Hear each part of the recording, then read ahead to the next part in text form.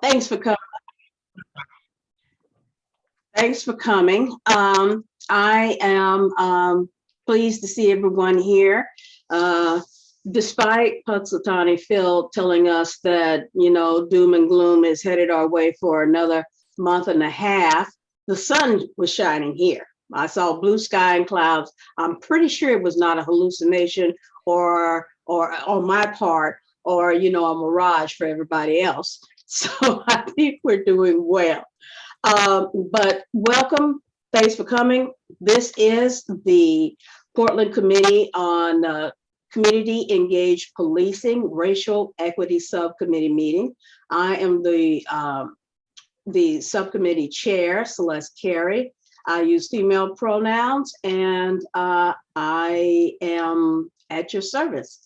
I'll turn this over to the PCCEP staff, and then we'll hit all of our partners really quickly and give the public some more time to come in if they wish. So I'm going to turn it over to you, Judith, so you can lead it off and pass it off. Okay, hi everybody. My name's Judith Mowry. My pronouns are she, her, hers.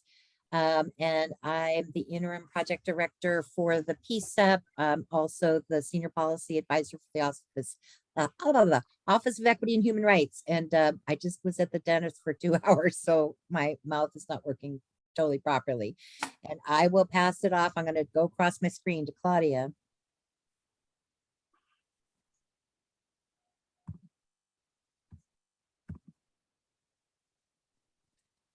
Claudia, you're on mute. Oh, just kidding. Okay. Hi, everyone. I'm Claudia. I'm the project assistant for PCCEP. Thank you guys for joining us. I will go ahead and pass it to Amy Anderson. Thank you, Ms. Claudia. Good evening, everyone. My name is Amy Anderson, and I am chair of the Behavioral Health Subcommittee. And I am going to pass it to Dan. Hi, good evening. I'll hear that hissing sound. Anyway, I'm Dan Handelman. I'm with Portland Cop Watch. I use he, him pronouns. Are you hearing me? Okay, my light's not lighting up. Anyway, this is the first time I've used my camera for a PCCEP meeting, but that's because I have to jump off and go to the Police Accountability Commission meeting at 7 o'clock. So I had to have it set up for that. I guess I'll pass it on to my colleague, Barbara B. Hi, Barbara Boshinsky, Portland Cop Watch, and I come to your meetings and have found them very interesting lately.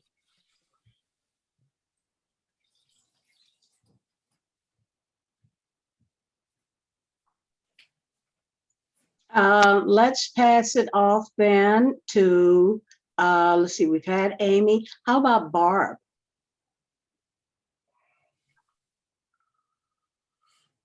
Hello, yes, let's Amy and Barb, but we're not together this time. My name is Barb Rainish. I use she, her pronouns, and I am a member of the community, a number of advisory councils, and basically a PCCEP groupie at this point. And I'm gonna tag Byron. Right. Good evening, everybody. Byron Vaughn, PCCEP member, Behavioral Health Subcommittee member. I want to pass it to Sarah Ames. Hi, I'm Sarah Ames with the City Attorney's Office. I use she, her pronouns, and I will pass it to, has Sam Adams gone?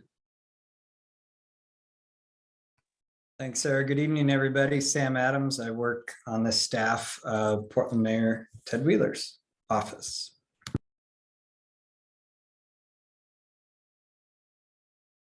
And I pass it to Vamshi.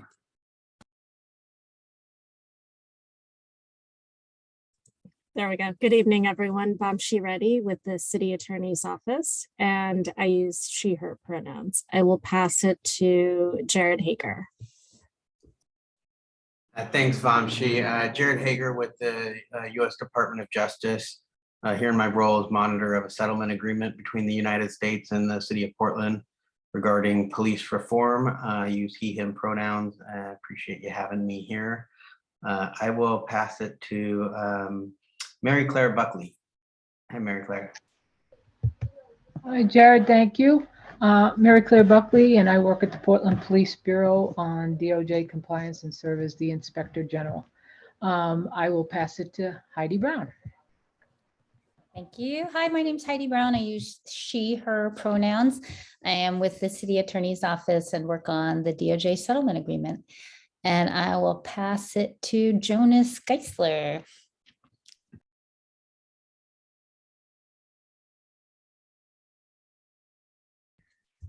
Jonas, you're still having technical problems. I've been in 3 meetings with Jonas now. His volume's not working. Maybe I'll pass it to William S. if that's okay. Okay. Good evening, everyone. My name is William, and I'm relatively new to the Portland area. I am a graduate student at George Washington University, obviously online for political management. And I have my toes dipped into a few political causes here, and I appreciate being here tonight. And I will pass it to Debbie Iona. Yeah, hi, I'm Debbie Iona with League of Women Voters of Portland, and it's she, her pronouns. And I'll pass it to Rochelle Silver. Hi, my name's Rochelle Silver. I'm a member of the community and a member of the Mental Health Alliance. And I will pass it to anybody else left? I don't, oh, there's somebody named Hart. I don't know you, I'm sorry. I am Kath Hart from the League of Women Voters. I'm here to listen in. Okay, that looks as though that might be everyone. Have I missed anyone? No? Okay. Well, the purpose of this meeting is for us to look at the overarching concerns, thoughts, questions, comments that came out of the meeting last month, January 20th, Racial Equity Subcommittee meeting, which was the schedule and the process was changed to address the concerns the public had with the Portland Police Bureau's training video that had not only problematic theme, but some really disturbing video slides in there. Not video, but PowerPoint slides in there. And so we took a lot of commentary and input from the public. We also had questions. We had the partners answer questions. And so between the chat log and the transcript of the meeting, we were able to pull out the concerns and kind of codify them into an outline. But before I get to that, I did want to kind of lay out how the meeting was going to go. Now, there may be more people coming from the public, or maybe that they felt that they've imbued us with a bit of trust, that we really are going to take their concerns seriously and put them into a written response. And that might be why we don't have as many as we did at the last meeting. On one hand, I'm a little sad, and I was hoping people would come and get the public's hands literally in on the writing of this document. However, I'm going to also be a little encouraged by the fact that there's not a lot of people, because as I said, perhaps there is some faith in us that we're going to do the right thing. So what I want to do is first, let's let everybody know how we're going to move through this, show you all the outline so we can make sure that we did capture the major concerns, the questions, just kind of get to to the spirit of the response. And then if we don't have any more questions or concerns, we may end up leaving a little early. This is not a chance, though, to rehash questions that have already been asked. However, as a perfect segue to that, I know that coming into the meeting, Heidi had some fresh information for Dan. And so not only because you're going to have to leave, but because it really is germane to what we're talking about, I'd like to just open the floor with having Heidi share that information about the slides and the metadata that Dan had asked in our January 20th meeting. So take it away, Heidi. Thank you. Thank you, Celeste. I appreciate that. So just so people know, when we first talked about this at the last meeting that Celeste mentioned, Dan raised a question about in looking at the metadata on the PDF of the slide presentation, it was date stamped as April 20th. And he asked, what was that date stamp? So our office investigated and looked into that to answer that question. What we understand is that the training materials were collected and shared with an outside consultant, the Police Foundation, who assessed crowd control. And in the process of getting that information to the Police Foundation in April of 2020, the data was saved as a PDF by our office and sent to the outside consultant.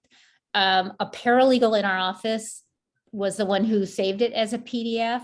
And as part of that work, that person did review the slide presentation as well as a number of other documents.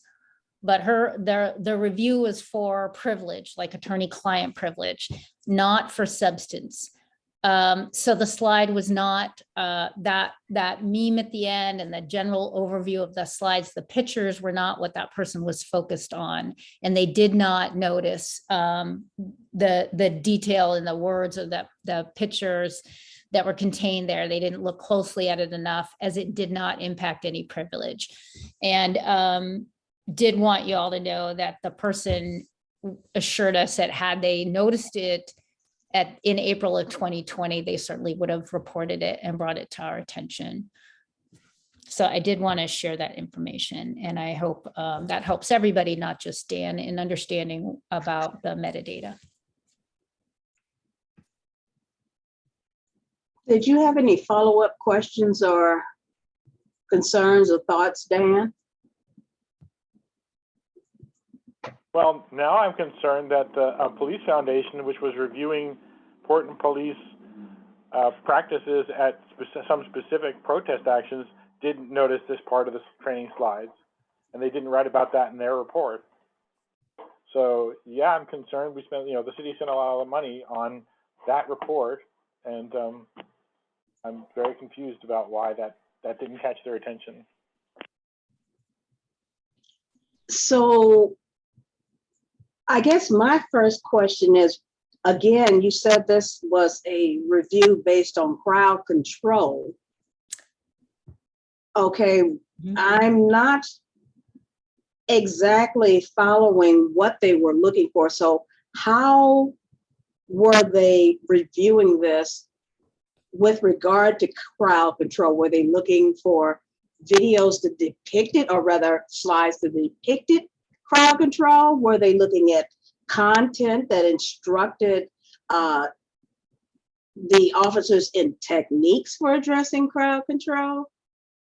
That is a good question. What I know, and I can get more information for you if you'd like, but what I know is that the city contracted, as Dan mentioned, the city contracted with the Police Foundation to look at certain protest events and how the city handled those protest events in 2017, 18, and 19, I believe.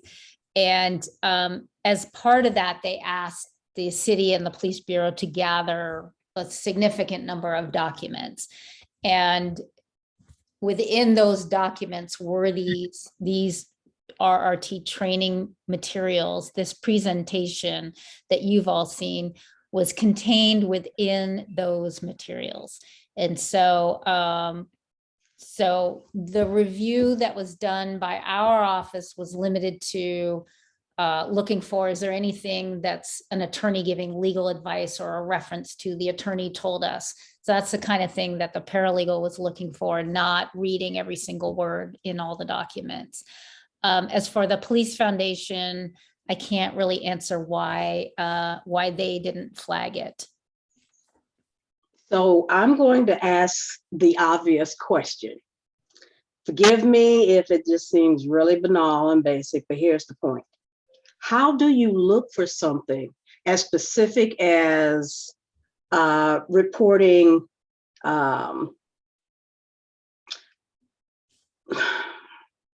how do you look for violating attorney-client privilege if you don't look at the images and you don't read the words?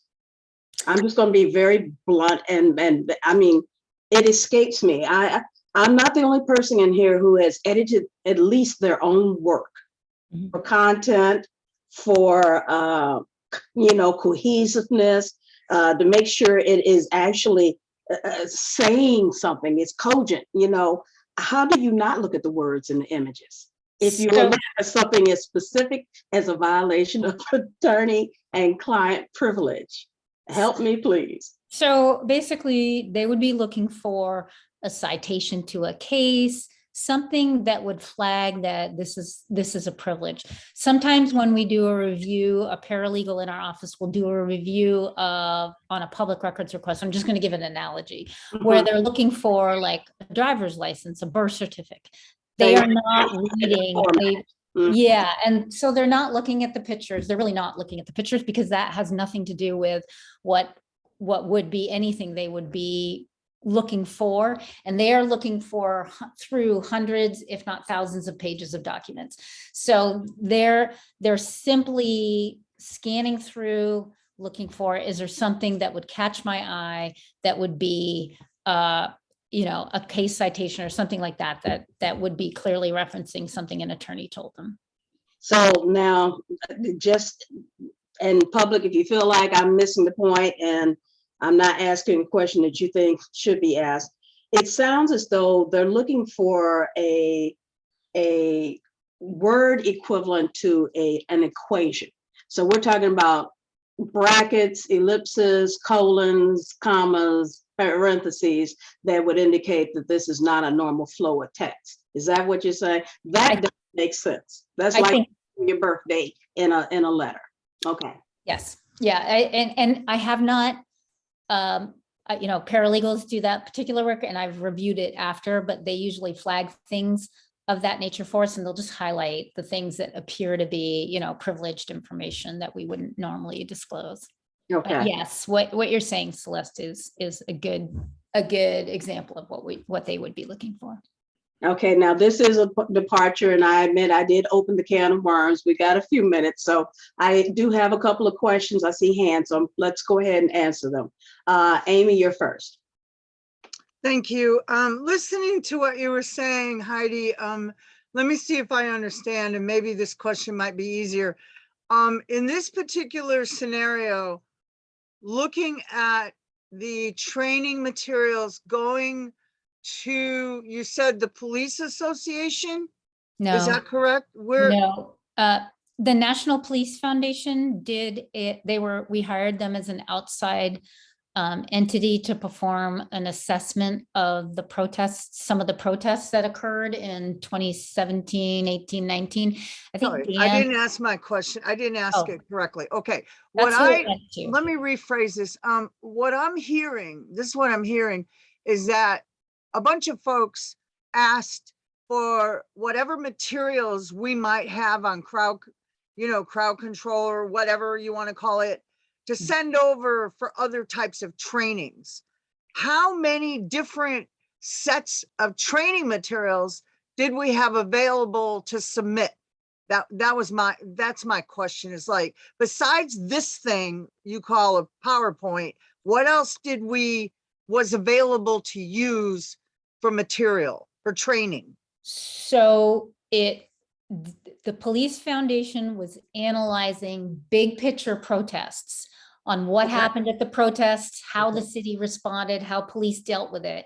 And as part of all that information we provided to them, in addition, they had asked for training materials. I don't think it was limited to RRT training materials, but I don't have the answer to that question, and I can get it if people would like me to. I don't know the full scope of everything that the Police Foundation asked us for, but it wasn't just about training. It was all about the protests that occurred during that period of time. And then they wrote a long report about it that we got, I believe, in 2020.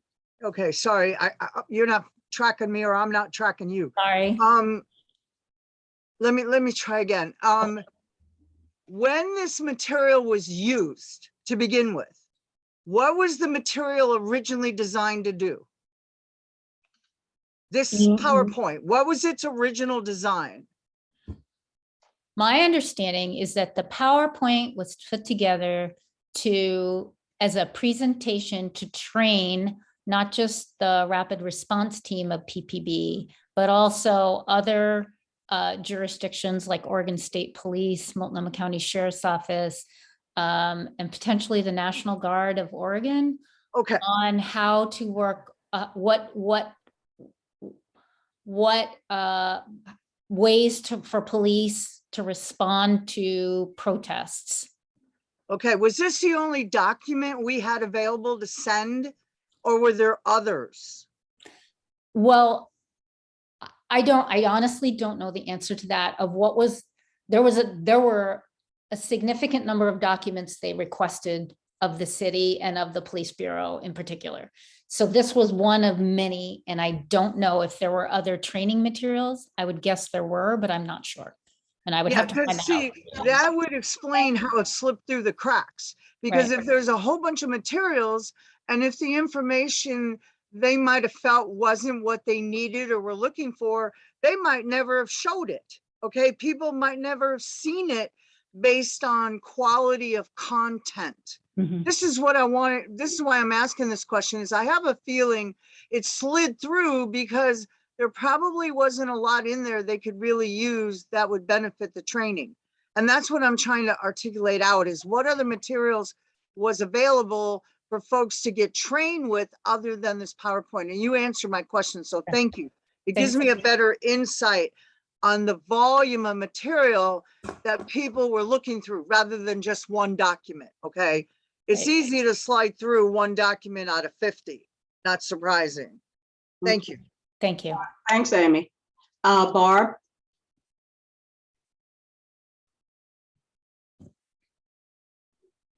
Hey, y'all, I put my questions, my main ones, in the chat.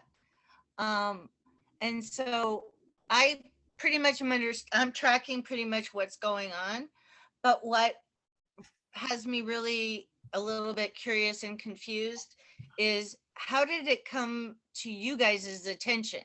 I realize we're talking about the meta stamp and what happened in 2018, but now I want to come back here to September, to what happened before the decision was made to not let this come out quite yet, kind of thing. So leading up to, so how did we first learn about it? One of the attorneys in our office was reviewing the materials that we had sent to the Police Foundation, were also amidst a number of documents that were turned over to the Don't Shoot Portland. And as one of the attorneys was going through all the documents one by one, that's when they discovered it at the end of September. And did they flag the entire thing, and everybody's just making a big deal out of the last one because it's easiest? I think I heard. The other concern, that was just kind of like rhetorical, I guess. Barb, most of your statement was lost. Barb, you're crackling. Well, that's okay. Am I back? If I don't have a picture, it should be okay. I thought you would want to see my lovely face. No, Being no, no, normal. your words are crackling through the program. Okay, bye. Oh, I mean, they're still crackling. Is that what you're telling me? no, with your camera off, we can hear you fine. It was just before I. So confused. Sorry. So the other thing that has me really, I know we don't quite know if it was actually used in a training, but it's not just the last slide, right? It's a lot of things in the entire training, and the narrative that whatever instructor was planning to use or did use to go along with it is of great concern to me. And I just want to flag that there also. Thank you. And I agree with you, Barb. And I know that that many folks at the city agree with you as well. That it's not just the last slide that's a concern. Yeah, and Barb, we did address that, and that's also in the outline.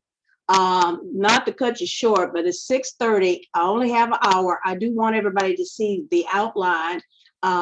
So I'm also going to kind of slide the PCEP members and some of our partners over to the side so we can hear a little bit more from the public and then get to this, because I do see concerns that people want to know, are we going to discuss what we've got written in the outline for our response. But Barbara, you're up next. Thank you.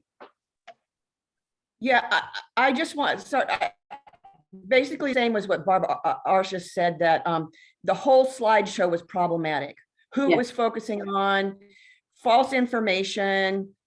It was just, the whole thing was very skewed and actually not even accurate. So I'm sure on that. So thank you.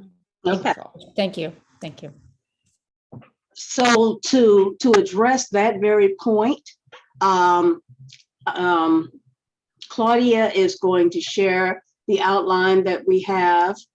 And basically what I would like is for you to make sure that we captured the most important concerns. What do you want articulated to the city leadership? And if there's some,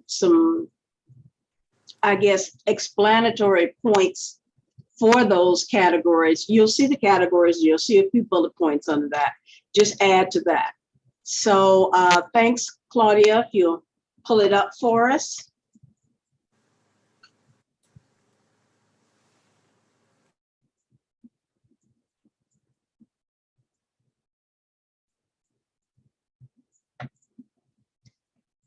Can you see it, Celeste? Yes, I can see it. Can anybody else see it?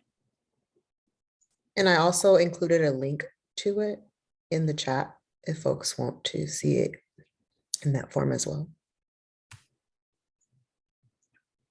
So you may want to pull it up with your link so you can read it at your own pace. And then also if you need to enlarge the view. Can you scroll to the questions, Claudia? I'm doing the minutes.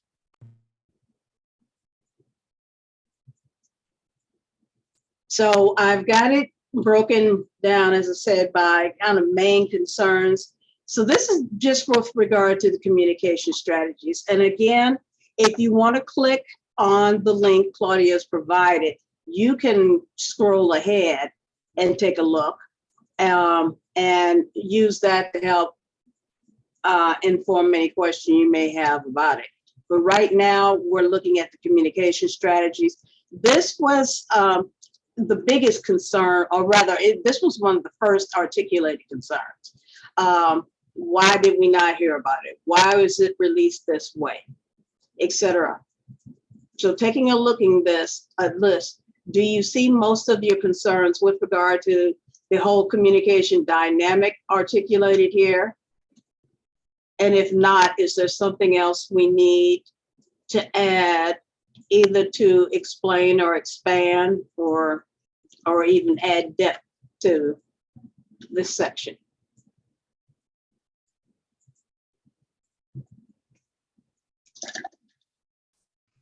Celeste, it's Barb. Can I just speak up? Yes, please. So the only, there's something, it's like here, but it's not specifically called out. And I think it's really important that we throw in there something about eroding the trust. Trust is a separate category. Okay, got it. All right. Didn't scroll down far enough. But write your thought down, because when we get to trust, if you don't see that concern, then we can add it. Okay. Lovely. All righty. So I'm not seeing anything in the chat. And Barb, let's see, you're the only hand up. Anybody else have any concerns? If not, we can just move right on to the settlement agreement compliance section.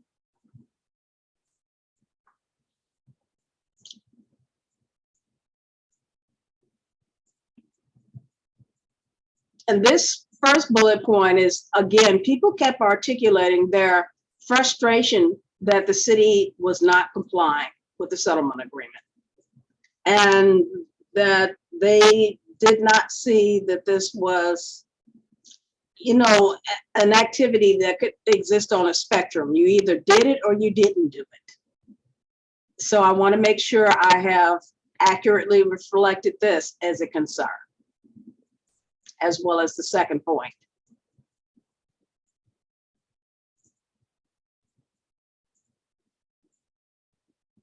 Yes, Dan.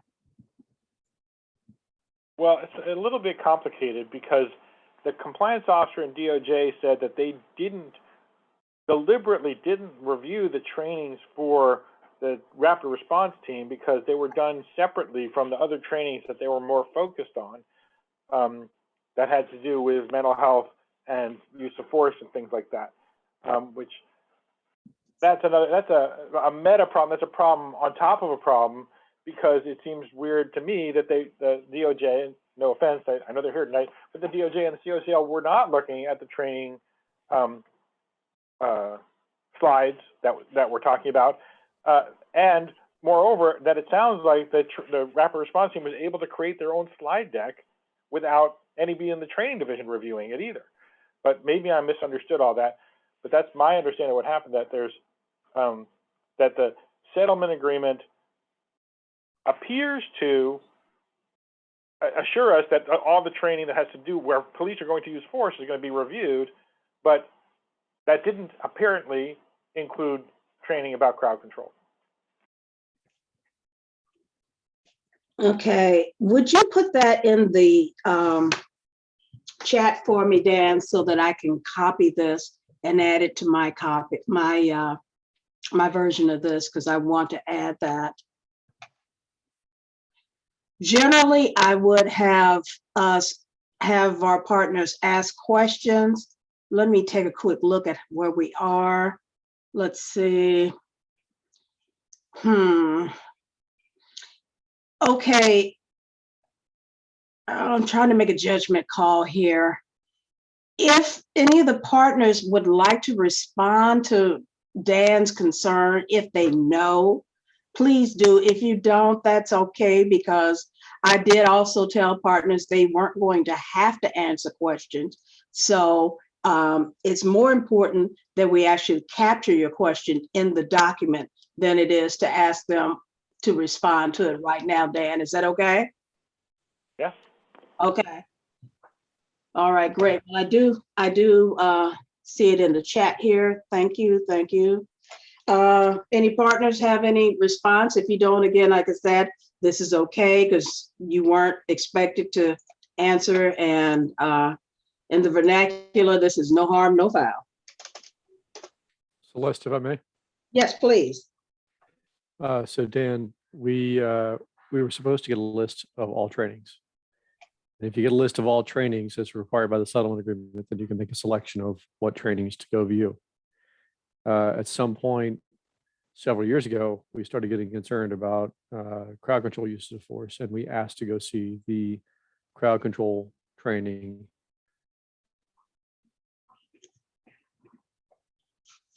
However, PPB had already had its crowd control training for that year, and we put it off for the following year. That training was supposed to occur in early 2020. when the pandemic hit, they canceled that training. We didn't get to see it. We didn't have knowledge of this training. It wasn't listed among the trainings. And we requested specific trainings, mainly we requested in-service and advanced academy.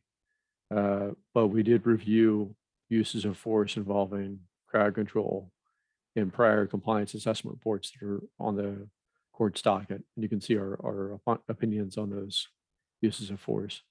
So it was not a myopic view to exclude uses of force. Had we known about a specific training that said, this is a crowd control training having to do with force, we would have wanted to see that lesson plan.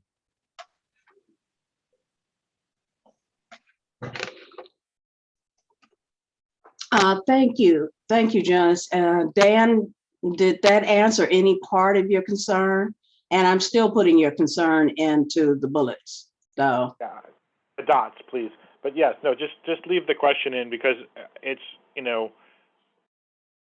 there's still a question of why if the DOJ would have looked at it had they known, why weren't they given it? So there's, I think it's, you know, you might want to rephrase my question, but it still stands. Okay, just a moment here, folks. Okay. I don't see any other questions or concerns. Okay, so Claudia, if we could move up to the, or down to the next section. And this is concerns over the review process for training materials, which I think kind of segued a little bit into what you just said, Dan and Jonas. But if I, again, am missing some specific points or any of these need unpacking, please let me know and we can add it to the outline. Okay. I'm also copying the statement I have here from you, Jonas, and I'm adding this to the notes as well. Okay. So forgive me that it's taking a little bit. I'm trying to be thorough, make sure I copy this. Celeste, I'm capturing it in the notes as well. I know, you know, it's part of my odd processing. I got it. Just wanted you to know. Yes, I appreciate it though. Thank you. Thank you, Judith. I think it's great because I'm visual too. It's the only way I can hold my Asperger's at bay. Okay, no questions, nothing in the chat, no hands. Okay, so then we go to the next section here. And that is the trust. I want to go back to the one that was before that about the concerns with the slides. Oh, yeah, I might have skipped that. My apologies. Yes, go right ahead. Let's go to that one.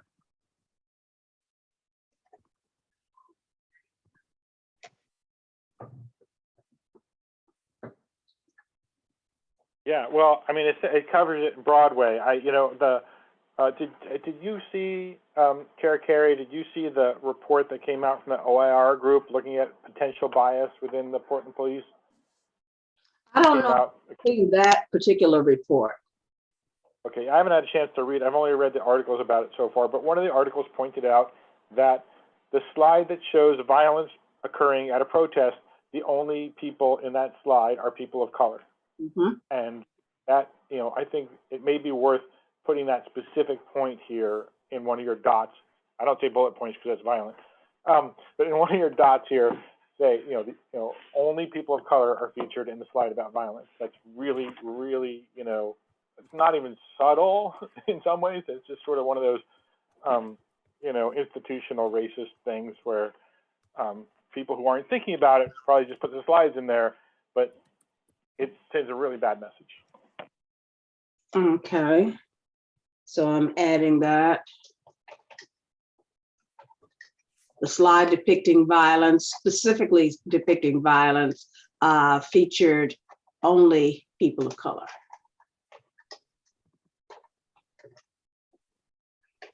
Okay. Did you have any other concerns or questions, Dan?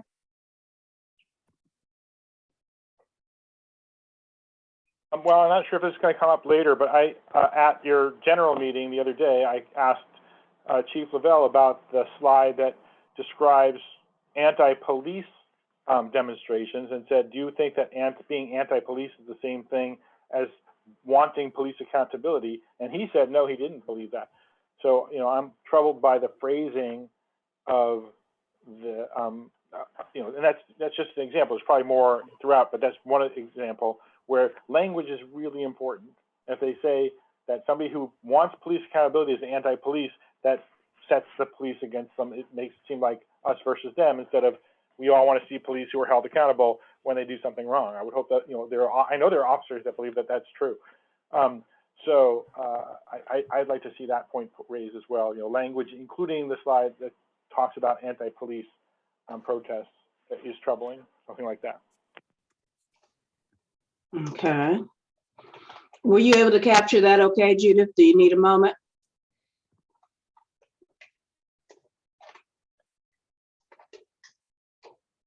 Oh, sorry. I can also point out that even though it's not perfect, you can always download the transcript that we're getting generated on closed captioning.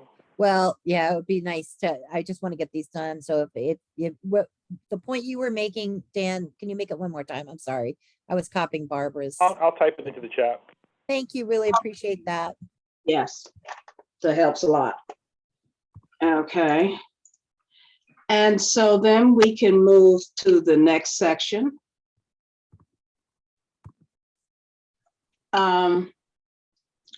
Hold on, I think we might have skipped again. Let's see, we should be on training. That's the section we should be on right now. Oh, got it. Claudia. Okay, so this is another point that was made, you know, that this issue is not just about training. And actually a few of the PCCEP members even articulated this about the fact that you can train people, but it may drive an attitude or, you know, a political perspective more underground, make it less conscious or at least less easily observed. That's one of the theories behind the rise of micro expressions. And so the question is about how do we even address the fact that this is an attitude that seems to persist? Well, it doesn't seem to persist, it actually just does. And what are we going to do about it? So did I capture that well? Any questions, thoughts?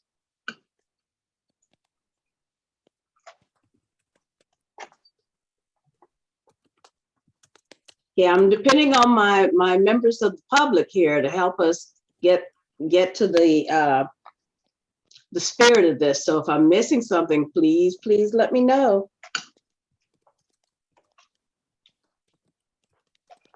Do we have the word systemic in here somewhere? Nope, but I believe systemic would be most appropriate right about this first point here. And if nothing else, just a statement that just basically, I'm trying to type in here, says it is systemic. It perpetuates. Historically systemic. Okay.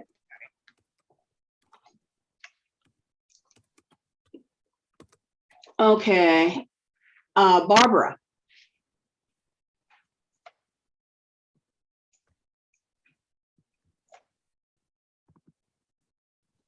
Barbara? If you're addressing us, you're still on mute. I'm sorry. We cannot hear you.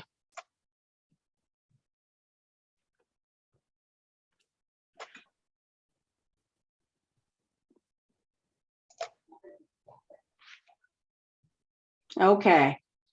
I am going to send you up. Okay.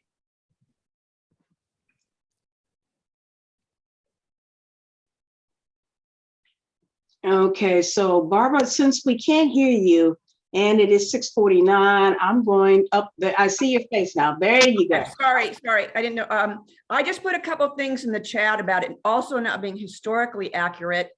And also there was hardly any actual training of what to do in a demonstration. They had a couple of slides of formations, but not how to use them or when to use them or anything. Yes. It's mostly attitude. So it couldn't really be called a training video. And I copied Barbara's comments from the into the minute documents I'm doing from the chat. Thank you. Okay. I see Pat's moving into what should be done over there. Yes, I see that. Okay. That would fall, I think, not only in training, but also trust. But if you want to discuss it under the category training, Pat, that's fine. Did you want to say anything, or is your contribution here just in the chat? Contribution just in the chat, but it seems like there's a wording that says, hey, let's establish these procedures to make sure this doesn't happen again. But still, there's a need to identify what happened, who did it, and call it out. Thank you. Okay.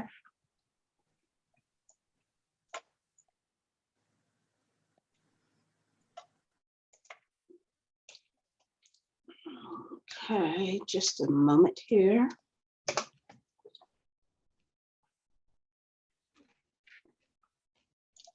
Alrighty. And let's see. That So I would call out yeah. broken trust. I would call out the broken trust with the DOJ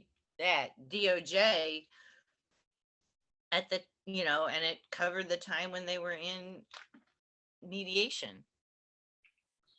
Okay, so hold on for just a moment here. Let me get caught up to where you are.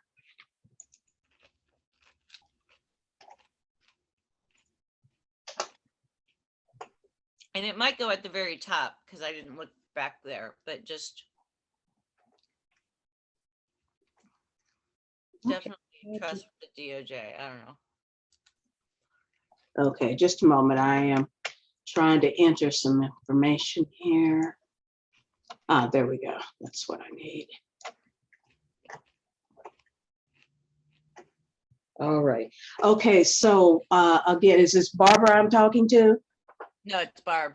Okay, so let me get to Barbara first, and then Barb, if you could add it to the chat. No problem. Okay, Barbara, your hand is up. Did you? Sorry, I didn't take it down. Oh, okay. All righty.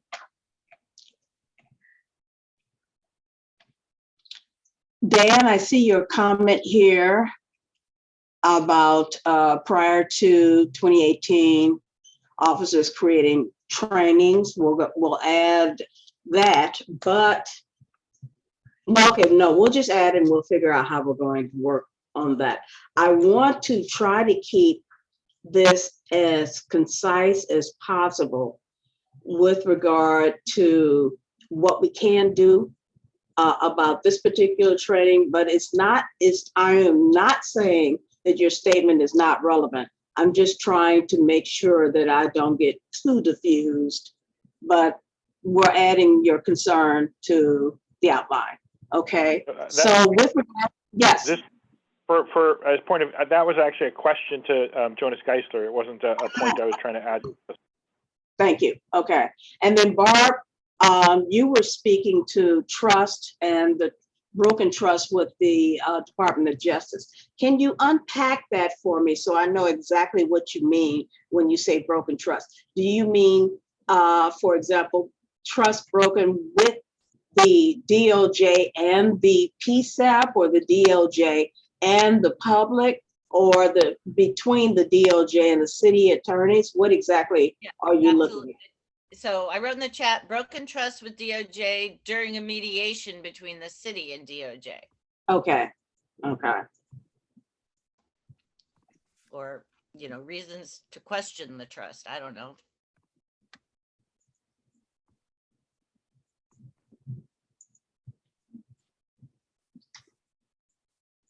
Okay, we've got that included. Are there any other concerns, ideas, thoughts, categories that need to go into this? The very last one is about the union. And so it's kind of tangential, but not. Dan, okay, I see your hand. Go ahead. But that's okay. Well, I mean, this actually goes into the section you're about to start, but about trust. But I want to clarify, Barb, ours question about the broken trust. Are you saying that because the city knew about this in September and then went into mediation with DOJ, and the DOJ still didn't know about it until January? Is that what you mean by broken trust? Yes, absolutely. I don't know that I'm saying it right. I mean, they basically weren't going to mediation in good faith. Mm-hmm. No offense, city.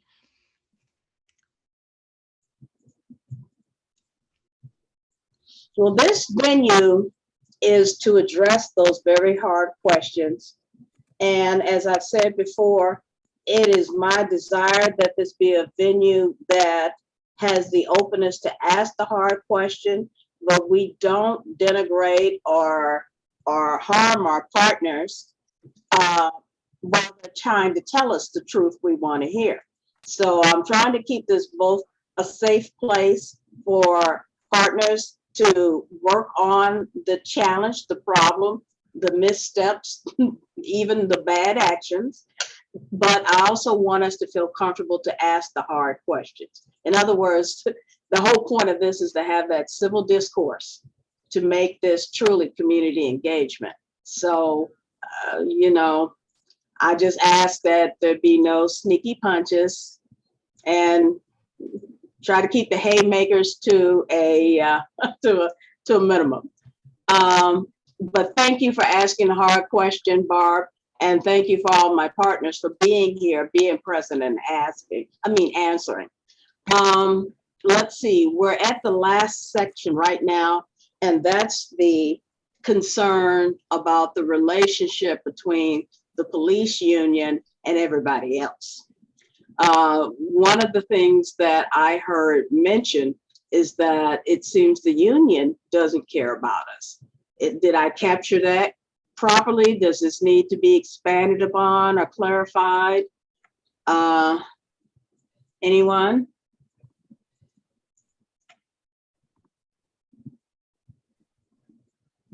Okay. The slide is not green. It's not showing that section on the screen. Oh, okay. Can you scroll up a little more, Claudia, for us, please? And thank you.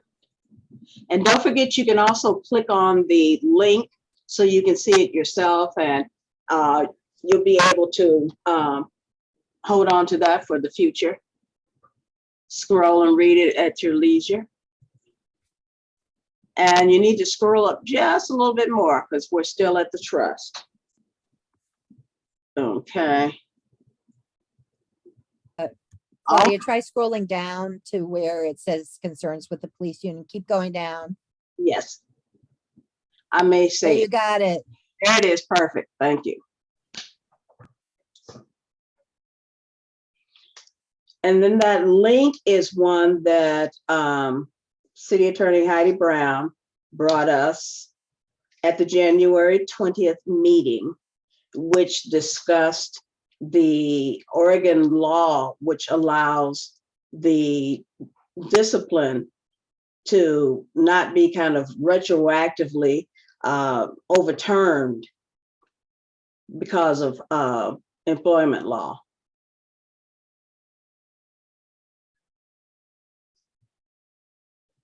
Okay, I don't see any hands and I don't see any comments. So at this point, that's everything that we have in the outline. The plan is for this outline now to go to PCCEP.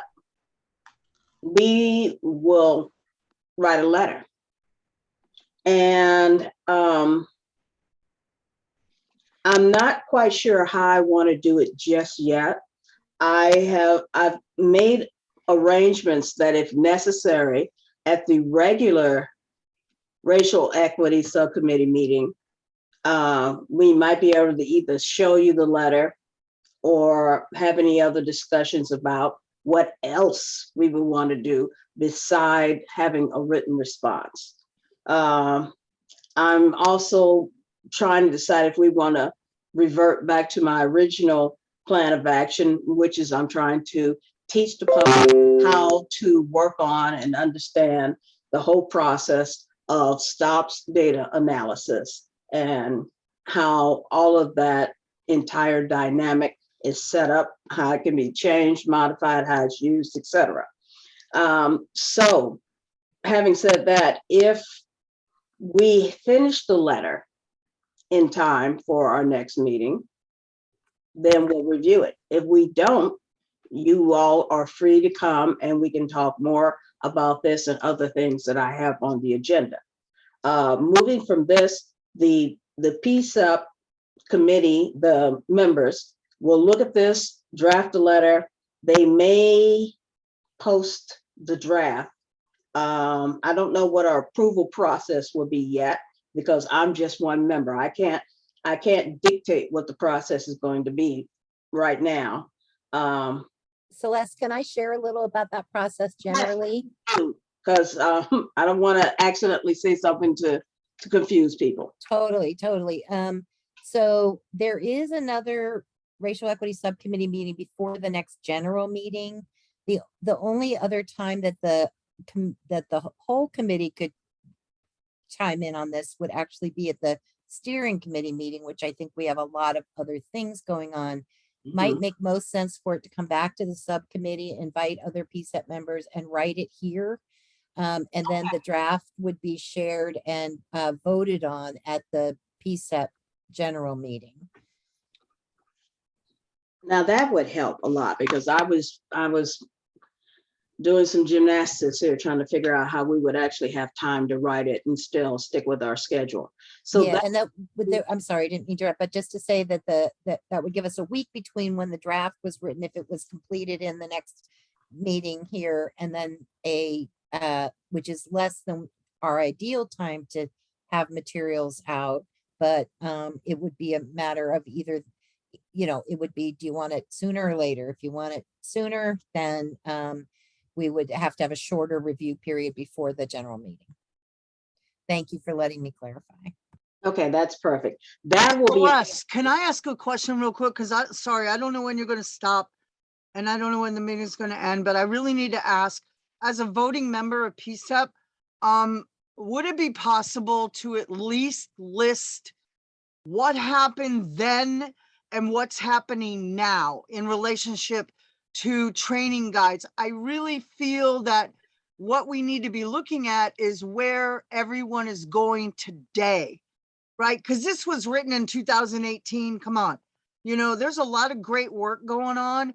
And I just have my heart want to say, if we're going to rebuild trust, some of this we need to let go, and other things we need to bring forward to assure that the amendments and the rules are all being followed, but kind of without a finger pointing. I'm just not into finger pointing anymore.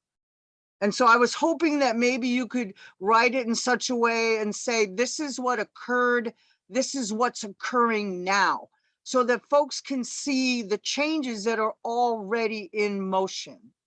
Does that make sense?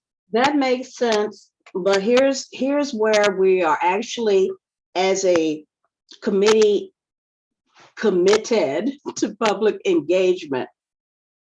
There has to be a point at which we actually take full responsibility for what has happened. And then we can allow healing. Healing can then happen. So I am all for making sure that we recognize what has been done since 2018 to improve the situation. But I do not feel that I am living up to the public trust if I act as though there's not some of that same thing going on now. Okay. And I say this as somebody who is in a position of trust and has a venue to bring people's concerns and thoughts and fears and hurt forward. But I also say this as someone who, having worked for the city and having worked and doing just the same work, I wanna create, like I said, the venue and the dynamic of bringing partners and the community to the table to work on it. You can't work on a problem if you act like the problem stopped happening before you sit down to work on it. We have to address the fact that some of this is going on right now as we speak. So I am very, very, very committed to showing that we've made improvements, but I just don't want to act as though everything is perfect. Does that make sense? Yeah, totally. And I'm with you on the accountability piece, but I'm not sure it's our position to be accountable for this one. Okay, I don't know if it's ours to take accountability for. We're not being accountable for, but some of our partners have the unfortunate reality of being city attorneys that are in this dynamic. And so I'm not hanging them out to dry, but I can't excuse the fact that they are city attorneys. And there is a very delicate balance, a very nuanced dynamic that's going on here. And because we have the public trust, we should not try to minimize the impact. We should not let them, we should not put our partners up, we should not hang them out to dry, but we cannot ignore the fact that something, a bad thing happened, a negative thing happened. So it's us, we have to talk about how we're going to address this. It's not that PCCEP is held accountable. But let me just be blunt. Let me just say it bluntly. But we know our partners who are city attorneys are going to have guilt by association, if nothing else. And the public's going to look to us all, the entire body, and say, what are you doing to help restore the trust? What are you doing? And that's why I'm trying to have a safe place where they can ask our partners that, but also I have to have a safe place so my partners can answer the question without feeling like, you know, they're going to be, well, that they're going to be subject to harm. This is not a got you venue. So I can't totally ignore everything. And I don't think we should. It's just that we cannot allow mob mentality to rule. Does that answer your question, Amy? I support you 100%. I think of it a little differently. That's all. Just a little differently. I can appreciate that. I do. Believe me, I'm looking at this from multiple angles because in the end, if we can come through this very difficult situation, we can actually forge a relationship of trust that is durable.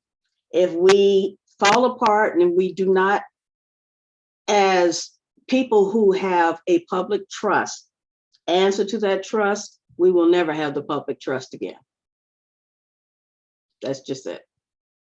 But I want to thank everybody for being here, being willing to be vulnerable. I have a quick question. Sure. Yes, please. Do you have a mission statement for your org or organizations? An explanation of, you know, who, what, where, when, that would give a better idea for someone like myself of what you're trying to accomplish and what you're doing? Because a lot of this was rather confusing to me. And, you know, what Amy had said right there held some value to me. I did a paper last year on the Portland situation, and I know there was so much strife going on between Wheeler and the police union, and they're trying to do better, and you know, so on and so forth. So the 2018 compared today, you know, I can see some validity in that. And so for me, there's just a lot of confusion. And so I'd love to, you know, get more information on your organization, or maybe it even sounded like organizations. So. Well, somebody beat me to it. Thank you, Claudia. So efficient. I want to refer you to this link in the chat that Claudia sent that says more about PCCEP. At that webpage, you can find out just about everything that we have captured and codified about the PCCEP. And that is a great starting place. It does have our mission statement, members' bios, all the other different components and subcommittees of the PCCEP. You know, some of our main partners, which of course are the Department of Justice attorneys, you know, our city attorney partners, our police partners, all of us. And we are an association and a collaboration. So do take a look at this and read it. And I hope this answers your questions. And of course, if it doesn't, please, you know, you can reach Judith or Claudia or myself as the chair of the Racial Equity Subcommittee, or any of the chairs of the other subcommittees. I think I have Amy still here, and she's part of the Behavioral Health Subcommittee. So yes. Let's see, the meeting ends at 7:30, so we do have time. I was trying to push to make sure we had enough time to go over the outline, and I was mentally prepared for there to be more public. So forgive me if I was really stingy with discussion time, but I was just trying to make sure we got the most important issues taken care of first. So I have Barb and Patrick, and then for my partners, if any of you have something you'd like to say, please do. Barb? Hey, I'm not going to show my face, so hopefully I don't fade out. I don't know, and it'll come out obviously in the investigation, and I don't completely agree with Amy all the time, but this is what I'm thinking. Every officer that had any knowledge of that slideshow, everybody went through ABLE training recently. Don't you think that should have come to their minds while they were going through that training, some of them, and really wonder about that? That's the kind of stuff, the systemic stuff, that really concerns me, that I'm not sure like that the ABLE training can even overcome. I just wanted to bring that up. Thank you, Barb. And I'm sure that there are people in the public who think the same thing. And that's why I'm trying to create a safe place where we can have those discussions. And I really appreciate something one of my colleagues, Byron, has said. You know, we're not here to have a gotcha moment. We're here to have an illumination moment, to hold folks accountable for behavior, but to see if we can do this in a way that inspires them to want to change. You cannot make somebody change their attitude. You have to inspire them to have that epiphany, to have that desire to want to change inside, to change their mind, their spirit, their attitude. We can't make anybody do anything. And I believe that's, again, one of the reasons why we're having some of the challenges. Some people feel forced, and we all know how we all, as human beings, feel about being forced to do anything, even if it's for our own good and our mom told us to do it. Doesn't matter. But thank you for saying that. Did you have anything else before I go to Patrick? Patrick. And then Heidi. Hi. I just wanted to say, I used to be a PCCEP member. I was one of the first people that got stuck doing it. And I remember that at least when I was there, it was not about protecting people's feelings or worrying about whether people were going to be upset. It was about being honest. And honestly, we have a problem. And The slide deck did come out in 2018. It's unsure when the last slide was added. If we went slide by slide, I'm sure most people would find most of the slides somewhat upsetting. And I'm not sure how we get anywhere by not making people accountable for their actions. I agree. Did anyone really say, hey, that slide deck is abusive throughout, and most of the slides, and the last slide in particular, does not really represent the city of Portland, the Portland Police Bureau, or its officers in any time between 2018 and 2022. Sure, it came out in 2018, but at some point, any point, somebody could have said, hey, that doesn't represent me. That's wrong. And that's what we need to be asking, is not, whether it was in 2018 or 2020 that the slide was added. I think, and he's not here anymore. I think Dan Handelman can give us the exact day of the week that it was added. But yeah, it's about the fact that it was still there, and everybody from, and I understand the mayor specifically asked for it to be held back originally. Everybody from the mayor's office down kind of thought that this would just blow away, and that can't be true. If the PCCEP is going to stand up for what it originally was meant to be, it has to come out here, and it has to be vocal, and it has to be something where people apologize, people face repercussions, et cetera, et cetera, et cetera. Anyway, I'm taking up too much time. Thanks. Bye. Thank you.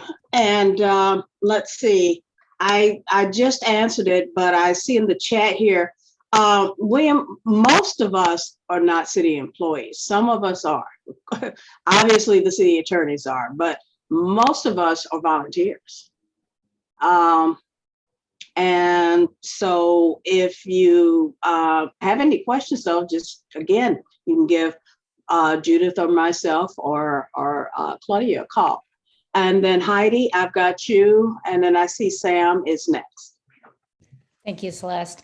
I do want to say on behalf of myself, but also I think on behalf of Robert and our office, that we welcome the feedback that you give us. I think Sarah has quick access to the letter that Robert wrote back to DOJ, where we take responsibility for not releasing this earlier, and that was the wrong decision to make. And so I just want to say that hearing back from the PCCEP and working to rebuild trust with the community is important to me personally and to my office generally. So whatever feedback, I'm here to listen to you, and I have been each time that this has been discussed, and I will continue to come and to listen and to take to heart what you're saying. And I hope that rings true to all of you, because I do take this very seriously and recognize the trust that was broken with this, and that it's important for us to repair that. Thank you so much, Heidi. One thing that might help, and I know you may not be the person who could make this happen, but while it was very helpful for us to get that letter from Robert Taylor, I think it would really be helpful to really unpack why that decision was made. We appreciate hearing that it was a bad decision, but we want to know what were the details? What was the point, the goal of making that decision, so that people can really understand the mindset and attitudes that are shaping not just responses to problematic or big events that happen, but the mindset that leads to policy recommendations and therefore policies. And I think that would go a long way in helping people feel as though they're engaged in an honest and open dialogue, because there's no obfuscation. You know, everything that needs to be said is said. There are no sins of omission. And these are the things that really help people feel secure. It's 7:19. And so even though I know you are a part of the public, I'm just going to say I want to try to get everybody in quickly. So Patrick, I may miss you, but we haven't heard from either Sam or Jared tonight. So first, Sam. Hi, everybody. Thanks, Celeste. Just a quick response, Patrick. The mayor absolutely did not request that the slides be held back. That was absolutely not the case. We were operating on the assumption that they had been shared with DOJ. So I just wanted to make that correction. Thank you, Sam. And Jared? Thanks, Celeste. And, you know, I appreciate hearing the comments tonight. I did want to address, you know, one thing that Barb had mentioned, and Heidi brought it up too. You know, I trust Heidi, and we do have a good working relationship, and we're going to be working together on this case for a couple of years, 3-4 years, maybe. And we do have a good working relationship. So I don't want people to think that we don't or we can't, you know, get beyond this. And, you know, it's to the point about mediation, you know, that it is something that's important to us, you know, that we are, you know, have the complete set of information that's relevant for the decisions we make in the case and, you know, as monitors. But we're also, you know, not without remedies, you know, with respect to the slides and when they came out and what their content is. And, you know, we've reserved our rights, and we can address that in a way that, you know, is, you know, meaningful and appropriate. And so, you know, I don't feel like in a sense that we've lost, you know, a way to go forward and keep working well together. So I just, you know, I want that to be understood. You know, we have our hiccups, but, you know, I think every case that has, you know, that's big like this, you know, you have hiccups, but you move forward. And yeah, I think I'm confident we're going to be able to do that here. Thank you, Jared. Really, really briefly, Patrick, because I want to make sure we go back and reiterate what our course of action is for the next meeting. So. Yeah, Sam, I'm sorry. I didn't realize that. I had been told by quite a few people that he had actually fallen on his sword on that, and that he had taken responsibility. And if I am mistaken, I wholly apologize. Thank you. So Judith and I want to repeat what the process is going to be, the next steps for finishing up our written response. And so Judith, since you have a firmer grasp on it than I do, would you please do me the honor? Well, one way forward, the one that makes the most sense to me at the moment, is that this was an additional racial equity subcommittee meeting that was added because of the timeliness and importance of the topic. Would be that at our regular meeting, which I believe would be on the 17th, that is where there would be a focus on what are the recommendations that the PCCEP should be thinking about making to the mayor and to the police chief and to the city attorneys. And then we can post that draft right away after, and then propose it for full PCCEP board review at the general meeting, which is on the 22nd. Does that seem like a reasonable way forward to folks? Well, that seems to be the most expedient, you know, given the fact that we have called on people to make a valiant and heroic effort to come to all these meetings, and I want to thank them. So that's what I'm looking at. So And so, Celeste, I heard in the comments that Pat made, that, not Patrick, but Pat, that he had some ideas about where he thought there needed to be some accountability. I would just invite people, if they have specific recommendations they think PCEP should be considering, to go ahead and email us. Yeah. And so you will have those beforehand to be considered, because it really helped to have all this information. And thank you for organizing this so well, Celeste.